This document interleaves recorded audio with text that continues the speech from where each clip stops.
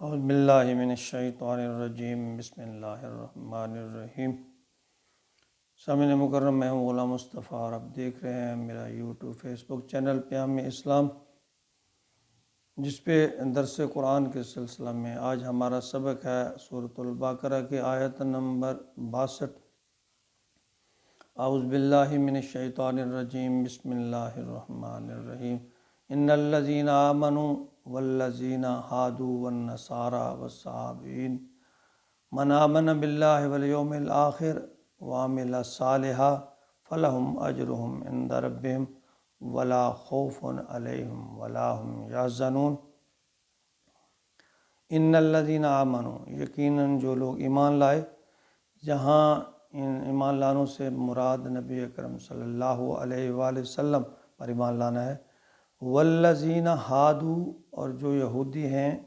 والنصارى، اور جو نصرانی، والصابئین، اور جو صابی ہیں۔ صابی عراق کے علاقے میں رہنے والے ان لوگوں کو کہا جاتا ہے جن کا یہ دعویٰ تھا کہ ہم حضرت ابراہیم علیہ السلام کے پیروکار ہیں، لیکن یہ نسل جو ہے بگاڑ کا شکار ہو گئی تھی اور یہ ستارہ پرستی کی طرف ان کا رجحان ہو گیا تھا۔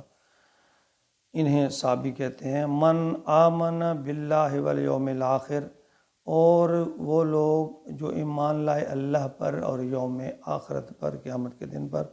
وعمل صالحا، اور انہوں نے نیک عمل کیے، فلہم اجرہم عند ربہم، اللہ کے نزدیک ان کے لیے اجر و ثواب ہے، ولا خوف علیہم، اور نہ ان میں کو خوف ہوگا، ولا هم یحزنون، اور نہ قیامت کے دن نہ انہیں کوئی خوف ہوگا اور نہ وہ غمگین ہوں گے۔ اس کو مجتبی آیت بھی کہا جاتا ہے کہ اس میں یہ کہا جاتا، بظاہر اس میں جو مطلب بعض اوقات لوگ لے لیتے ہیں کہ وہ تمام لوگ ایمان والے بھی، یہودی بھی اور نصرانی بھی اور صابئین، سب کے لیے یہ کہا جا رہا ہے کہ یہ سب جو ہیں یہ ایمان والے ہیں اور انہیں خوف نہیں ہوگا۔ حالانکہ یہاں جو نجات اخروی کے لیے اللہ تعالیٰ اور روز قیامت پر ایمان لانے کے ساتھ ساتھ اپنے دور کے جو نبیوں کی بات مانتے تھے، اس سے مراد یہ ہے۔ چنانچہ جب تب حضرت عیسیٰ علیہ السلام تھے تو موسیٰ علیہ السلام کے ماننے والے جو بھی یہودی وہاں موجود تھے، جو اللہ پر ایمان رکھتے تھے، آخرت کو مانتے تھے اور نیک عمل کرتے تھے، ان کے لیے نجات تھی۔ جب پھر حضرت عیسیٰ علیہ السلام کا ظہور ہو گیا تو پھر یہ لازم تھا کہ وہ یہودیت کو چھوڑ کر نصرانیت پا جائیں اور حضرت عیسیٰ علیہ السلام کی اتباع اور فرما برداری کریں۔ اور پھر اسی طرح جب حضرت محمد رسول اللہ صلی اللہ علیہ وآلہ وسلم سے قبل لوگ حضرت عیسیٰ پر ایمان رکھتے تھے، وہ اس وقت مسلمان تھے، لیکن جب نبی اکرم صلی اللہ علیہ وسلم کی بات ہو گئی، آپ کو نبوت مل گئی، تو پھر ان کا ایمان کا تقاضا یہ تھا کہ وہ حضرت عیسیٰ علیہ السلام کی شریعت کو چھوڑ کر شریعت محمدی پر آ جائیں۔ اصل میں اس بات پر زور ہے کہ یہ سمجھا جائے کہ کوئی بھی گروہ جو ہے نا، کسی گروہ میں شامل ہو کر نجات پانا مقصود نہیں ہے، بلکہ نجات کا جو اصل ذریعہ ہے وہ اس کی بنیاد ہے ایمان اور اعمال صالحہ، یعنی نیک عمل اور ایمان کی پختگی۔ ہر دور کے رسول پر ایمان لانا تو لازم ہے، لیکن اس کے ساتھ ساتھ اگر عمل صالحہ نہیں ہے تو نجات نہیں ہے۔ قرآن مجید کے ایک مقام پر آتا والی کل امت اجل، یعنی سورۃ الاعراف ہے، اس کی آیت نمبر 34 پہ ہے کہ ہر امت کے لیے خاص معین مدت ہے، ہر امت اس معینہ مدت ہی کی مکلف ہے۔